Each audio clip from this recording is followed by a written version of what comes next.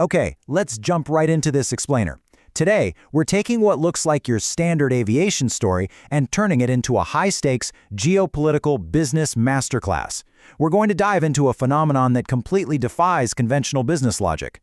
Think about it. We're exploring how having way too much money, and I'm talking practically infinite capital here, can actually cause a fatal case of strategic blindness.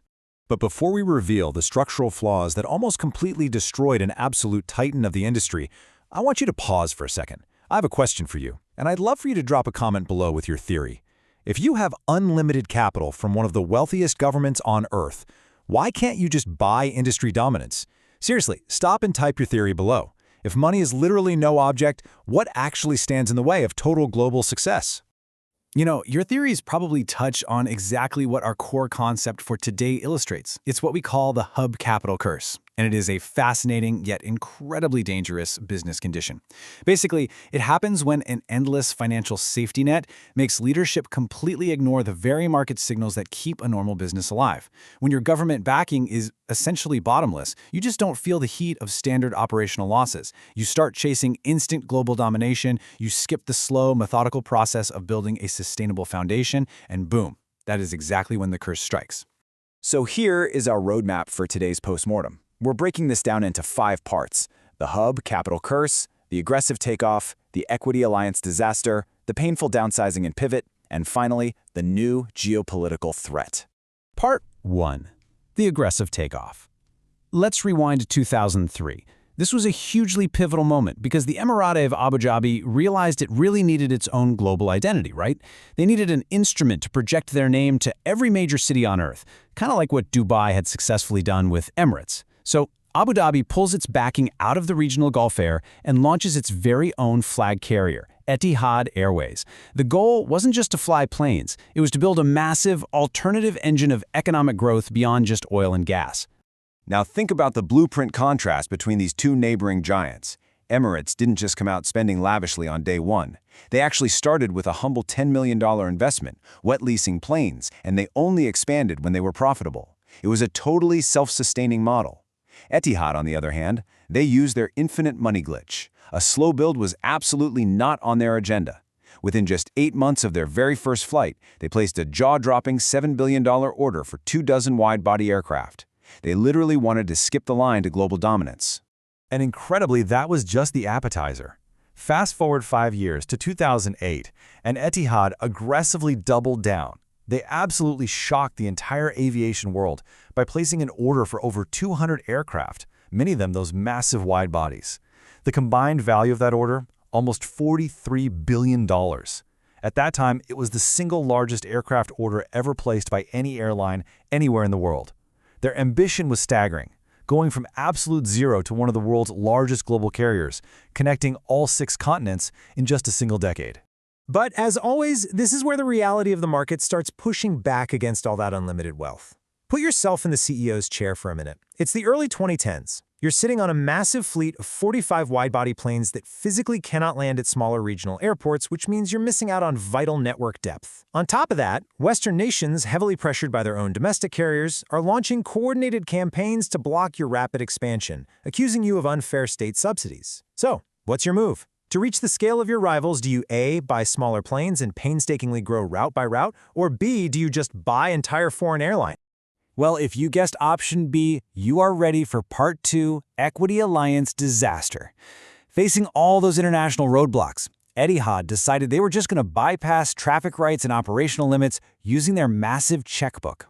So instead of grinding it out over 20 years to build an organic network or joining an established group like Star Alliance or Oneworld, Etihad's leadership under then CEO James Hogan went for what we call a de facto alliance. The playbook was simple but risky. Use their vast financial muscle to buy up equity stakes in struggling, failing foreign airlines at low-ball valuations. They figured they could forcefully restructure them and feed all of those passengers directly into their Abu Dhabi mega hub. Basically, they were trying to buy time with money. But look at the financial state of the targets they went after. Etihad wasn't scooping up healthy, thriving businesses. They were essentially buying massive, bleeding liabilities. I mean, they took a roughly 30% stake in Air Berlin, which was already in severe financial turmoil. They poured hundreds of millions into India's Jet Airways, a carrier desperately needing a turnaround. And the wildest bet of all? Throwing $750 million at a 49% stake in Alitalia.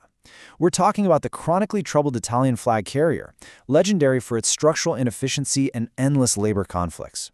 Etihad was literally pouring billions into sinking ships, totally convinced their capital could just magically reverse decades of bad business. And what exactly does a company suffering from the hub capital curse do when its investments are secretly hemorrhaging cash? They create a spectacle. While burning billions in the background, Etihad dazzled the world in 2014 with The Residence. This wasn't just a fancy first-class seat. This was literally a 3-room private suite in the sky, complete with a double bedroom and a Savoy-trained butler on their A380s. They called the campaign Flying Reimagined. It was a brilliant, shiny distraction that made the public think the airline was absolutely dominating.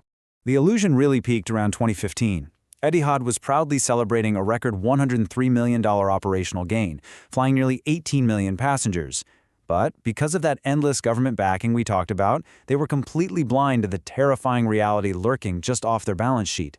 Their equity alliance investments were bleeding cash at a rate that rapidly swallowed every single dollar of that operational gain. The core airline was squeezing out a small profit, sure, but the airlines they had bought were burning through billions in the background. But here's the thing about the market. It always corrects itself, no matter how much oil money is backing you up. The dominoes started falling, and they fell with brutal speed. In 2017, Air Berlin ceased operations entirely, becoming one of Europe's largest airline failures ever. That exact same year, Alitalia went bankrupt after its employees flat-out rejected a restructuring plan. 2 years later, in 2019, Jet Airways collapsed under a mountain of debt and shut down entirely. In just a few short years, Etihad's aggressive de facto alliance had transformed into a catastrophic, multi-billion-dollar write-off. All right, it is time for another critical CEO decision. The empire is officially burning. Your global alliance has completely imploded, and you are bleeding billions of dollars year over year. How do you save a company that has literally never known the meaning of the word budget? Do you A, double down and keep pumping government oil money into the sinking ship just to save face?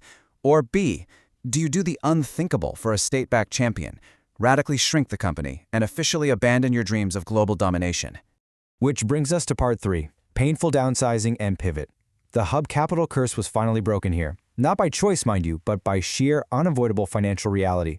The losses simply became too massive for even Abu Dhabi to ignore without demanding fundamental change. Etihad had to execute a deeply painful, incredibly humbling retreat. Step 1. The visionary CEO James Hogan was ousted, and restructuring experts were brought in specifically to clean up the mess. Step 2 involved devastating cuts. They slashed nearly 30% of their global workforce, letting go of over 7,000 employees. Step 3, they canceled the vast majority of those massive headline-grabbing wide-body aircraft orders, and even grounded some planes they already owned. And finally, Step 4, they completely abandoned the superconnector megahub dream. They pivoted to become a financially disciplined, mid-sized boutique carrier, focusing strictly on point-to-point routes that actually had sustainable demand. And guess what? This disciplined pivot, actually prioritizing sustainable profitability over sheer ego-driven scale, it finally paid off. Under their new CEO, Antonaldo Neves, in 2022, they tightened their cost structure even further. The result? Last year, Etihad reported its strongest financial performance on record, posting a profit of $698 million. For a company that was literally losing billions annually just a few years prior, it was a miraculous textbook turnaround. Against all odds, they had finally cured the hub capital curse. But wait, we're not quite done. Part 4, the new geopolitical threat. Just as Etihad appeared to have fully recovered from a decade of entirely self-inflicted wounds, our explainer brings us to the present day. A brand new, massive external shock has arrived on their doorstep, and this is one that absolutely no amount of internal corporate restructuring can fix. You see, the entire mega-hub business model, the very foundation of airlines like Etihad, Emirates, and Qatar, relies on one single vital geographic advantage, moving the world safely and efficiently right through the Middle East. But that foundational premise is currently being shattered. Escalating military tensions between the United States and Iran have severely limited operations across crucial Middle Eastern airspace corridors. Practically overnight, their geographic sweet spot has become a conflict zone. And the financial impact of this geopolitical instability? It is staggering. Because these specific airspace corridors had to be avoided, Middle Eastern carriers suddenly found themselves bleeding over $200 million per day in lost revenue. Not to mention the massive increased fuel cost from constantly rerouting. This external shock has pushed collective costs into the tens of billions. It just goes to show, you can have the absolute best balance sheet in the world, but if planes cannot safely fly over your hub, the entire business model breaks. So, that brings us to the ultimate question. The illusion of guaranteed regional safety? It's totally gone. Can Etihad's new, highly disciplined, localized boutique model actually survive the incredibly volatile geopolitics of the Middle East? Or, despite doing literally everything right to fix their internal business, are they destined to collapse once again due to forces entirely outside their control? I'll leave you with this final thought to ponder today. When your entire geographic advantage suddenly becomes your greatest liability, is the hub capital curse truly broken, or is it just waiting for a new crisis to strike again?